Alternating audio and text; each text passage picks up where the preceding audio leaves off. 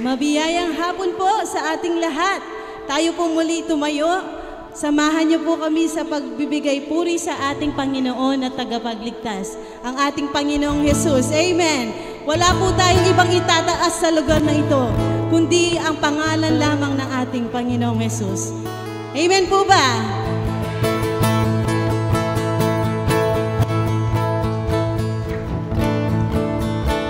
We give you praise, Jesus.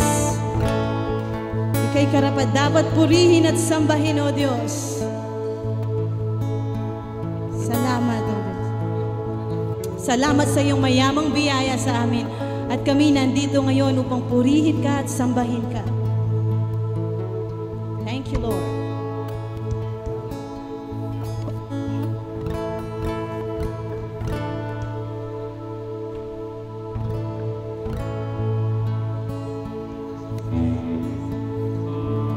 Habang naghihintay tayo, pwede ba natin itaas yung kamay natin? Come on. Come on, let's just praise Him. Pasalamatan lang natin ang Panginoon. Tandaan niyo po, ipinanalo niya yung laban na dapat ikaw ang lumaban. Amen? Ipinanalo na ng Diyos yung laban na dapat natalo ka. Pero panalo ka dahil nanalo siya. Amen? Come on, let's give Him praise. We honor you, Jesus. Woo! We praise you, Jesus. We honor you, God. We honor you, Jesus.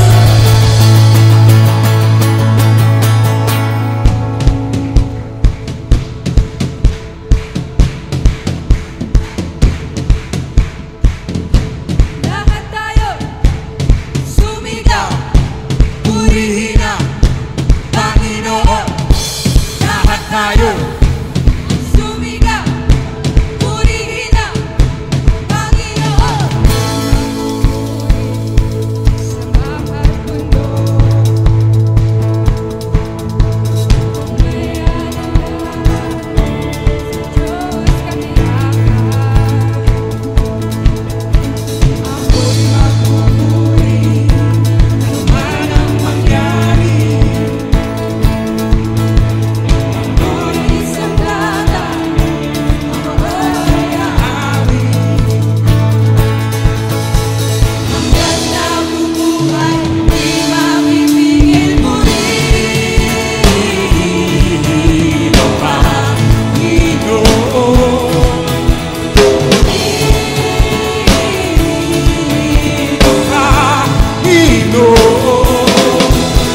Ako'y magpupuri, ano man ang damdamin. Ang Panginoon, bahala sa atin. Ang papuri sa data, higit pa sa tunog, higit pa sa tunog. Sigaw ay papuri, ang Diyos ang maghari. Ating awitin! Hanggat nabubuhay, di mapipigil purihin ang Panginoon.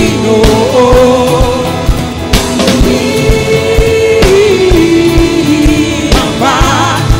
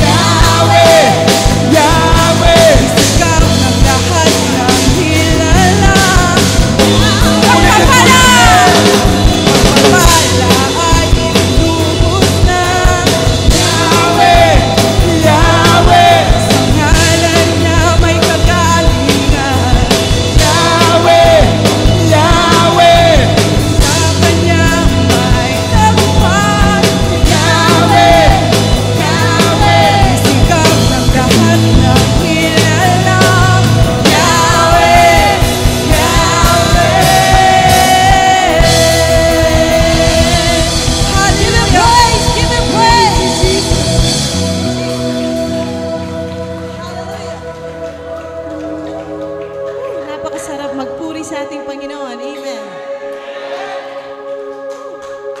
Salamat, O Diyos.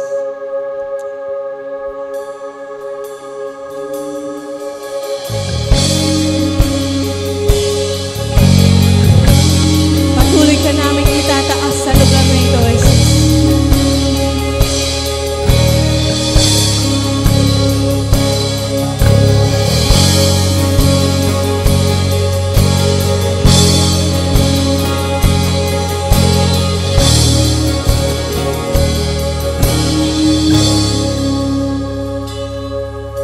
Salamat sa dakila mong pag-ibig.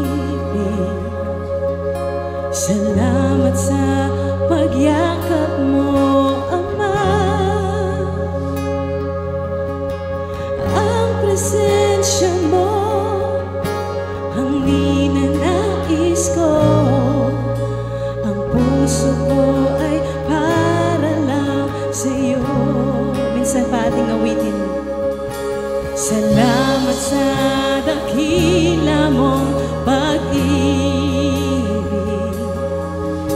Salamat sa pagyakap mo, Ama. Ang presensya mo, ang ninanais ko. Ang puso ko ay para lang sa iyo. Sabay-sabay nating awitin. Nararapat ka sa papuri, luwalhati at pagsamba. Jesus, ika'y dakilain, magpakailanman. Nararapat ka sa papuri, luwalhati at pagsamba. Itataas ang ngalan mo, Ama.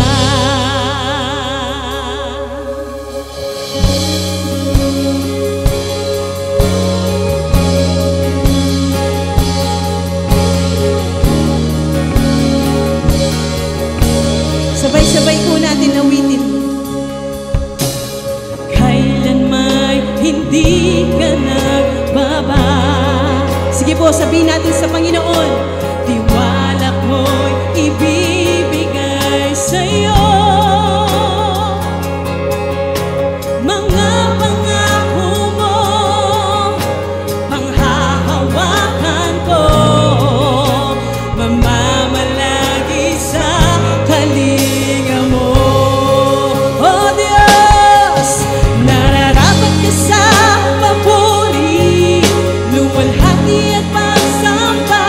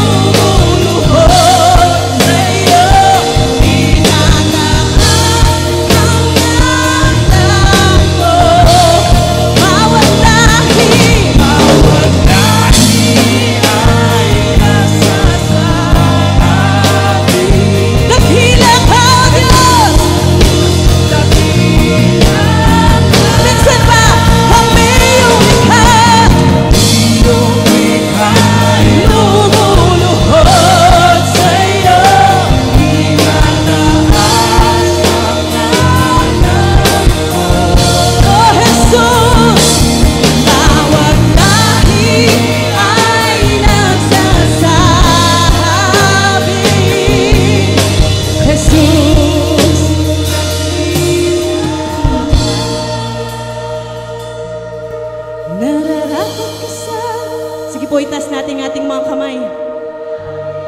Purihin natin ang hari ng mga hari, ang ating tagapagligtas at Panginoon. Nararapat ka, O Diyos. Luwalhati at pagsamba, itataas ang ngalan mo, Ama.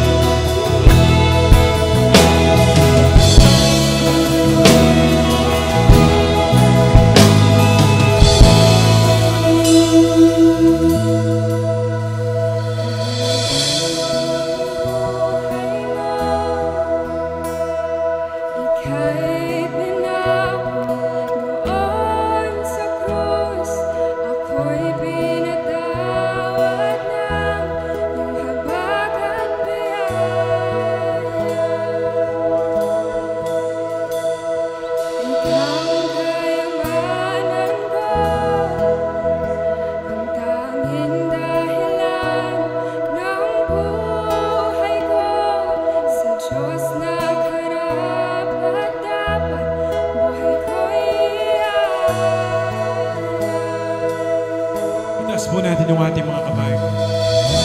Papuri sa kataas-taasan, papuri sa aking tagapagligtas, purihin ka, Jesus, Hari ng langit, Hari ng buhay.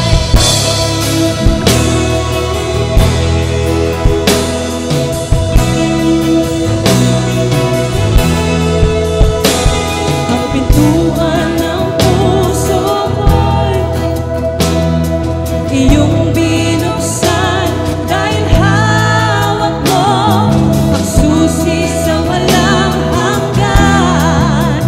Pagkat ika'y namatay at nabuhay muli. Papuri Papuri sa kataas-taasan. taas-taasan. Papuri Papuri sa aking tagapagligtas. Purihin ka, Jesus. Hari ng langit. Hari ng langit. Minsan pa papuri, papuri, mataas sa asa. Papuri sa aking tagapagligtas. Purihin ka, Jesus, ang hari ng langit.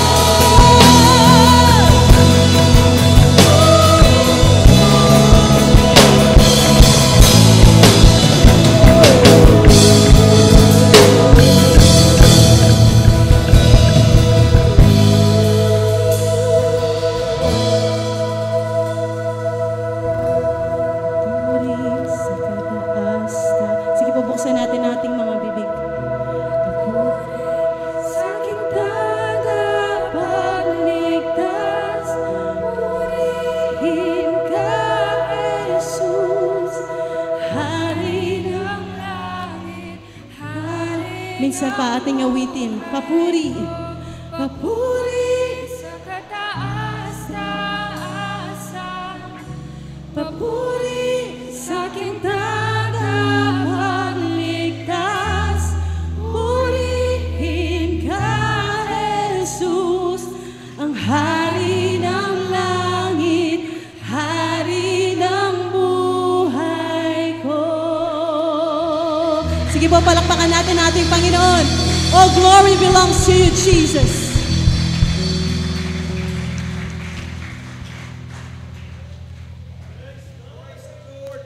Check, check. Praise the Lord! Woo! Let everything that has breath. Amen. Salamat po sa pagpunta ngayong gabi. Nagsama-sama tayong magpuri sa Panginoon. Alam niyo po, grabyado ako sa mga kasama kong pastor eh. Wala na akong boses nito, kaya ano na lang po, sign language. Tinuro naman po ni Pastor Tom. Pastor Tom, may spaghetti ba yun o wala?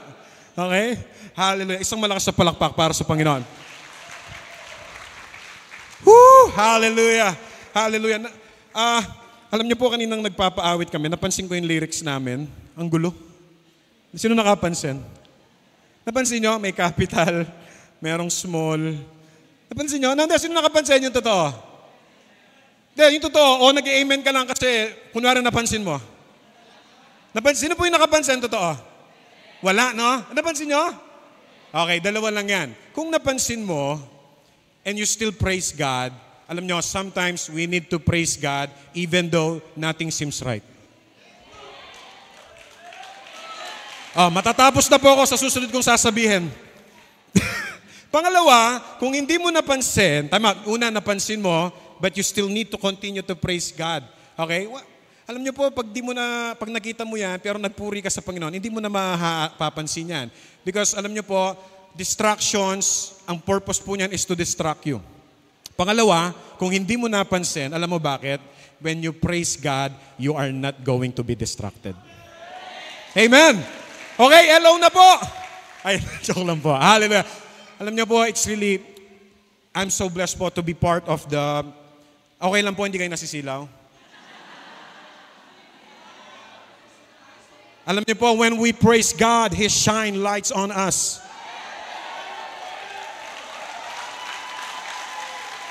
Kaya ipagpe-pray ko, lahat ng pumalakpak, magiging kaherdo ko. Hallelujah. Woo! Hallelujah. Alam niyo po, paano ko ba umpisahan to? Yes, praise is a very important aspect po of our new identity. And God wants us to praise Him. Kanina po yung topic ni Pastor Ed is about thanksgiving. Ang thanksgiving and praise, hindi mo pwedeng paghiwalayin. Ang thanksgiving, just to give us a distinction or para mapag-iba natin, no? Ang thanksgiving is an attitude. Can you say attitude? Can you say it with attitude? No, say attitude with an attitude. Attitude. Attitude. Come on! 1, 2, 3. Thanksgiving is an attitude. Yun yung laman ng puso mo. Praise is what you do para mailabas yung intention ng puso mo. Kaya kanina, alam niyo po, tuwang-tuwa ako kasi feeling ko 18 years old ako ulit kanina. Actually, bata pa po ako, patubo pa nga lang eh. Bata pa po kami, yung mga gantong erdo, patubo pa lang. Yeah, sabi ko, Lord, these were the days. Sabi kasi nila kapag ganun, ang ihinit magpuri ng mga kabataan. Pero alam niyo po, ang pagpupuri, ang totoo, wala yan doon sa talon, wala yan sa sigaw. Actually, ang pagpupuri ay manggagaling muna doon sa attitude of gratitude. At susunod yung action, yun po yung tinatawag nating praise. Ang praise, come on, praise, Tito Ran. Ayan, what is praise? Praise, hindi yun yung mabilis na kanta. Anong praise natin? Anong worship natin?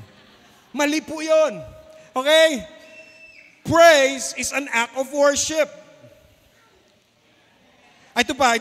One more thing about praise. Very limited time lang po yung nabigay sa akin. Ano lang po? 3 hours and 2 days. So, ang praise po, yung worship, parang thanksgiving, alright, attitude po yun. Okay? Ang praise, kaya nga, you cannot praise God silently. Kailangan ilabas mo yun eh. But you can worship God, you can thank God silently, but you can never praise God silently. Kaya kapag nakita mo yung katabi mo sa church, nakayuko, tapos may kinanong ka, huwag kang maingay, nagpe-praise ako. Pero walang, natutulog lang yon. Dahil ang praise ay maingay. Alam niyo po ba yung last verse, the last verse in the book of Psalm, ang sabi niya, let everything that has breath praise the Lord. Ang praise po maingay. Kaya nga napansin nyo, yung praise festival ang ingay. Pastor Tom, next time gawin natin, praise festival na tahimik. Mahirap po yun. Pinagsama mo yung dalawang salitang maingay, praise and festival. And alam niyo po, yung praise na yan ay nanggagaling lang po doon sa attitude ng ating puso. Kaya nga, the more we know God, the more we praise Him.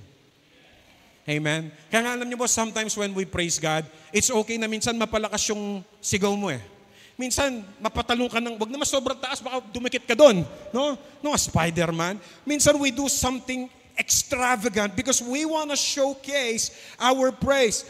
By the way, tingnan nga natin yung verse natin. First time out, meron na po akong dalawang bagay na sasabihin patungkol sa praise for tonight. Isang mabilis lang. Una, praise is a sacrifice. Ba, Pastor, di ba, New Covenant na tayo, may sacrifice pa ba? Tignan muna natin ang sinasabi ng salita ng Diyos. Pasensya na po kayo, magulo talaga yung PowerPoint namin kasi from Canva, dinownload ko, naging WPS, ayun, nagka-loko-loko na po siya. But it's okay, naiintindihan pa rin natin yan. Sabi niya, through Jesus, read with me please. 1, 2, 3.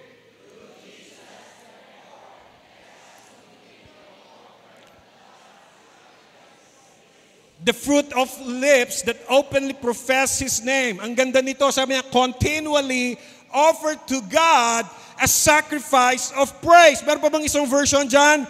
Through Jesus, Good News Translation, we should always bring God a sacrifice of praise. Alam niyo po, sa ating mga anak ng biyaya, parang nakakatakot kasi yung word na sacrifice. But the word, di ba po, no? Parang, ay, sacrifice, ano yan? Kikitil kami ng mga hayop? No? Mapupuno na naman ng kahayupan ng church? But the word sacrifice, actually, it means offering. Can you say offering? Ang ganda nung sinasabi dito ni David sa Psalm 54:6. Read with, listen po, hindi ko na nilagay dyan. I will sacrifice a free will offering to you. I will praise your name, Lord, for it is good. A sacrifice is a free will offering. A sacrifice is an offering. Can you say offering? And the word is free will. Kusang loob. Walang kapalit. Binigay mo ng kusa. At ang papuri daw sa Diyos ay sakripisyo or offering na kusa nating ibinibigay sa Kanya. Alam mo bang hindi ka pwedeng pilitin ng Diyos purihin siya? Pero pwede kitang pilitin purihin siya. O, palakpakan natin si Lord. O, bakit ngayon nyo lang naisipan palakpakan si Lord? Kasi napilitan kayo. Alam nyo po, if I will be invited in a church, kunwari lang po, no? Tapos pinakilala ako, no? Let's welcome Pastor Paul Canlas. Pumalakpak ang tao. Narinig nung MC, mahina yung palakpak. Palakpakan pa natin lalo. At pumalakpak naman kayong lahat. Alam niyo po, I will not feel honored or appreciated. Ang mararamdaman ko, pumalakpak kayo dahil napilitan kayo.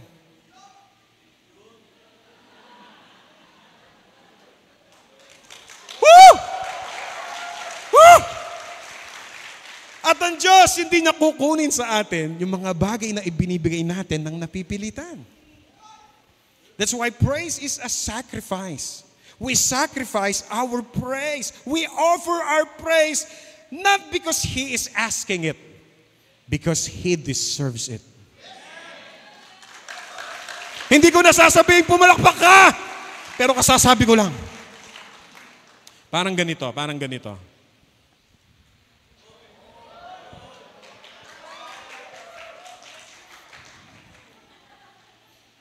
Sinong nangangailangan nito ngayon?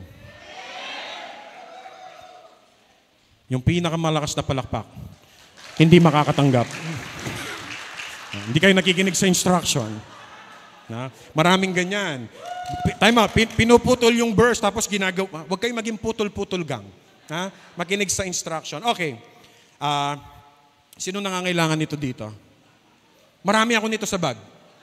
Peki lang yung iba. Okay, sige. Sino yung... Time out, nararamdaman ko ito. Nangangailangan to ngayon. Bro, anong pangalan mo? Ano po? Justin po. Ilang taon ka na? 14 po. Anong favorite mong color? Ano po? Favorite color? Color po. Red po. Red. Blue ito, hindi ikaw yung hinahanap ko. Anong pangalan mo? Daniel. Ilang taon ka na? 17. 17. Anong pangalan ng suking tindera mo? Hindi, sige, ganito. Sa inyong 5 to. Okay. Kung ibibigay ko ba sa inyo to, matutuwa kayo? Dito ako. Anong pangalan mo? Zairel po. Ay, Pastor, time ko na ba? Okay, time na. No, next Praise Festival na lang. 2 minutes. Tapusin natin ng 2 minutes to, ha? Okay. Matutuwa ka ba kung ibibigay ko sa ito? Anong mararamdaman mo? Masaya. Masaya. Bakit? Kasi malaking pera. Kung kayo po, matutuwa po ba kayo kung ibibigay ko to ng kusa at libre? What if ibibigay ko sa ito, kaso masakit yung loob ko?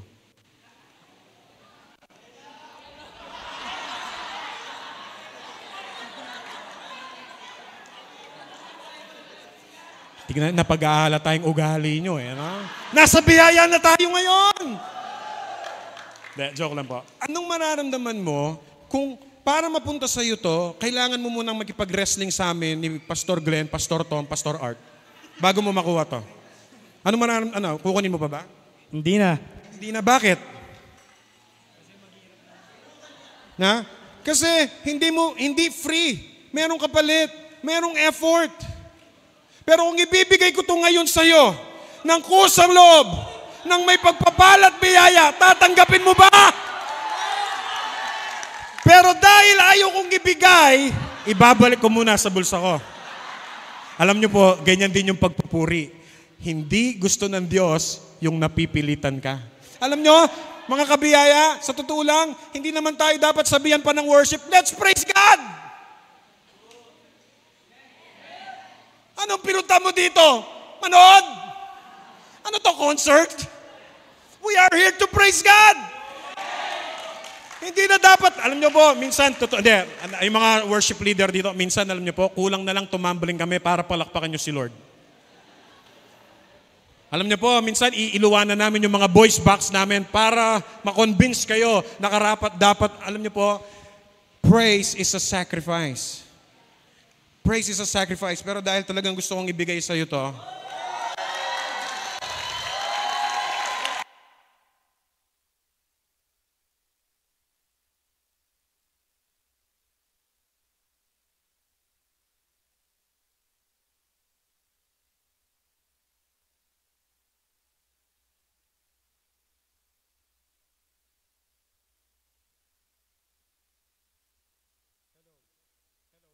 check. Alam niyo po, praise is something you offer freely.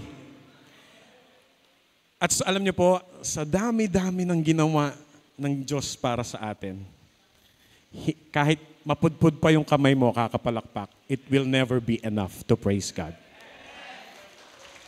Kahit lumabas pa yung ngalang-alam mo, just to proclaim His praise. But again, it's a sacrifice. It's a free will sacrifice. Hindi hihingiin ng Diyos, kusa mong ibibigay. Parang naalala ko yung mag-asawa. Alam niyo po, Father's Day. Alam niyo po, lahat ng mga asawang babae ngayon, kung bibigyan niyo ng regalo yung mga asawa niyo, dahil sasabihin kung bilhan niyo sila bukas, hindi nila masyadong ma-appreciate yan. Pero medyo. Kasi napilitan. Lahat po ng bagay na napipilitan, tandaan niyo po, lahat ng pilit, hindi masarap. Hinog sa pilit. Ha, bro? Bakit? Amen! Praise is a sacrifice. Second thing. Ayan na. Thank you, Lord. Second thing po, praise is for God's pleasure. Hindi po ba masarap magpuri sa Diyos? Who will say with me or who will agree with me that praising God feels really good? But you know what? It's not for you. Praise is not for us to feel good.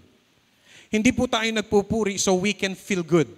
We are praising God because it is God's pleasure to be praised. Tingnan natin yung verse. Ito po, sabi niya, Pastor Art, nandito ka pala eh. Thou art worthy, O Lord, to receive glory and honor and power. Ano sabi niya? For thou hast created all things and for thy... Ano nangyari? Amen. That's why when we praise God, because we are created for His pleasure, God is pleased. Let me say this again. Praise feels good, but praise is not for us. It's not for our pleasure. It is for the pleasure of God. Naalala ko po yung isang storya. Nabasa niya, nagdi-devotion po siya, no? Nabasa niya yung simula Psalm 45 ata, 44. Lahat po ng pag nabasa niyo kasi yun, kumbaga sa banda, ang ingay na. May drums, may lyre, may bagsakan. No? Yung mga nakakaintindi dito, ang ingay na nung worship, high praise. Nabasa po nung pastor yon, isang Baptist pastor. At alam niyo po, he prayed, Lord, what do you want me to do? Kinabukasan po, ang ginawa ng pastor na to, Baptist po ito bumili po siya ng drum set. Bumili ng electric guitar. Bumili ng bass. Bumili ng full band set. Alam niyo po, nung nakita ng mga board of deacons, yung mga deacons, yung mga elders sa church, alam niyo po, sabi ng mga deacons, Pastor, hindi tayo gumagamit niyan. Hindi natin gusto yan. Ano po yung sabi ng pastor? Hindi ko to binili para sa inyo, para kay Lord.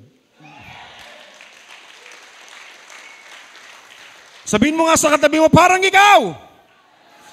Minsan ayaw mo yung song, kaya hindi ka nagtataas ng kamay. Ay, ano yan? Hymnals? Gusto ko rak-rakan? Yun namang yung mga kabataan, ayaw ko yan, mga pang oldies. Tapos sa kabilang banda, yung mga oldies, ayaw ko yan, ang ingay, rak-rakan. Huwag po kayong mag-alala. Hindi kayo ang inaawitan. Si Lord. Kaya the next time na ayaw mo yung line-up, sabihin mo na lang, Lord, para sa'yo to. The next time, hindi ka makasabay, pumikit ka na lang, pero huwag kang matutulog. Why? Because praise is for God's pleasure. Alam niyo po kanina, totoo to, kanina hindi ko alam yung ibang kanta, pero I praise God. Pwede ka palang mag-praise kahit hindi mo alam yung kanta. Because praise is an expression of grateful heart, of a grateful heart. That's why when you understand the grace of God, hindi pwedeng hindi ka magpupuri sa Diyos. Amen. Tignan natin yung sinasabi ng Ephesians. Ephesians 1:6. Malapit na po ako mag-umpisa. So we praise God for the glorious grace He has poured on us who belong to His dear Son. Anong ibig sabihin nito? Praise is our response to God's grace.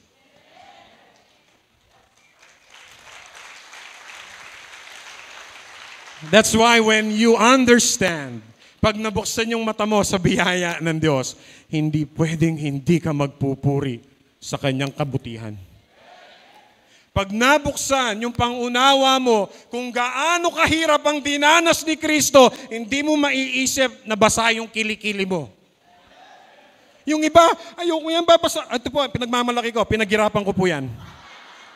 Pinagpaguran ko to. Pero hindi ko po dinadagdag sa kaligtasan. Ligtas ako kaya nagawa ko to. Amen? Hindi natin dinadagdag ang pagpupuri. Pero nagpupuri tayo dahil tayo yung mga ligtas na. Amen! Amen! Give Him praise! Matatapos na po talaga ako. Bro, dahil meron ka namang pampalakas, dito ka sandali. Iusog natin to ng konti. May gusto lang akong ipakita sa kanila. May gusto lang akong ipakita. Sige. Dito. Usog natin doon. Sige. Sige, doon. Ayan. Kulang ba yan? Okay na yan, ha? Ayan. I just want you to notice this. Tingnan nyo. Nakita nyo yung word na praise sa verse na to? Tingnan nyo, check nyo. Kaya sa totoo lang, Pastor Glenn, dapat wala naman ako eh. Wala man yung praise dun eh. Ayun o. Sabi, wala. Nandito. Pero dito sa verse, alam niyo po, when I was studying for kung ano yung share ko sa inyo, sabi ko, Lord, it doesn't make sense. Wala man yung praise dito. Kaya tinanong ko yung sarili ko, ano yung ituturo ko? Pwede ba akong magturo labas sa verse na to? Sinagot ko yung sarili ko, oo. But ito yung gusto kong ipakita sa inyo. Did you see the word praise do sa verse? Wala? Clearly wala, no? But sometimes, seemingly, walang dahilan magpuri. But God deserves to be praised still. Hindi mo nakikita yung dahilan. Pero tandaan mo, kapatid, si Kristo lang, sapat na dahilan para magpuri ka. Amen? Tahat po tayo tumayo. Hallelujah. Come on, let's give Him praise. Let's just thank Him. Salamat po, Panginoon. We praise You, God. We worship You. Lord, salamat that we can freely praise You.